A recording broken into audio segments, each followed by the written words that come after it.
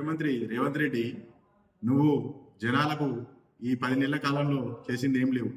రోజు పొద్దుగా లేవంగానే తిట్టుడు పురాణం తప్ప వేరేం లేదు. రైతులు దాదాపు ఎంతో మంది ఎదురు చూస్తా ఉన్నారు. 2 లక్షల పైబడిన రైతులు, దాదాపు 22 లక్షల మంది రైతులకు ఇంకా రుణమాఫీ చేయలేదు. నువ్వు రుణమాఫీ చేసినా అని సంకల్పిస్తున్నావు. ప్రతి మీటింగ్ లో అదే ముచ్చట చెప్తున్నావు. అసలు రుణమాఫీ ఎంతమందికి అయింది, ఏం కదా, నీ దగ్గర డేటా ఉంటది కదా. ఎందుకు ఈ చిల్లర రాజకీయాలు బంద్ చేసి ఆ రైతులు 2 లక్షలు దాటిన వాళ్ళు, 2 లక్షల లోపు ఉన్న వాళ్ళు, రేషన్ కార్డు లేని వాళ్ళు, రేషన్ కార్డులో డబుల్ పేర్లు ఉన్న వాళ్ళ పేర్లు కూడా నువ్వు ఇంతవరకు రుణమాఫీలో అర్హుల లిస్టులో జాబితా విడుదలేదు. దీనికి కారణం ఏంది? అక్కడ మీ మంత్రి, వ్యవసాయ శాఖ మంత్రి ఏమంటాడు, మేము చెప్పేదాకా 2 లక్షల రూపాయలు పైబడిన వాళ్ళు మిత్తి కట్టకూరి అంటాడు.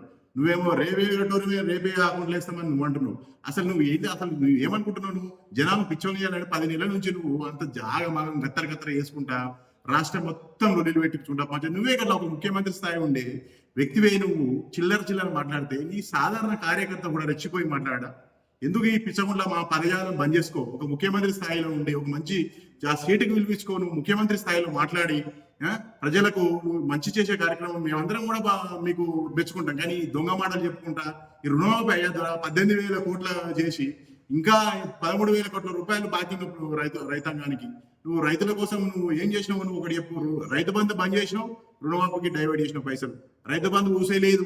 రైతు సహాయానికి సంబంధించిన ఇప్పుడు వానాకాలం సీజన్ ఇంకో వారం రోజులు అయిపోతుంది, కోతలు స్టార్ట్ అవుతున్నాయి. ఇప్పుడు హుజరాబాద్ సైడ్ వాళ్ళు ఇంకో వారం 10 రోజుల్లో కోతలు స్టార్ట్ చేస్తారు. దసరా రాకముందుగా కోతలు స్టార్ట్ చేస్తారు. అక్కడ నువ్వు ఎవరికి ఇచ్చినావు?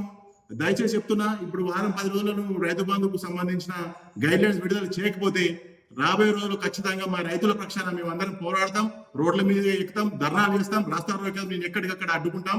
రాబోయే రోజులు ఎమ్మెల్యేలు ఒక్కడు కూడా తిరగనీయకుండా చేస్తాం.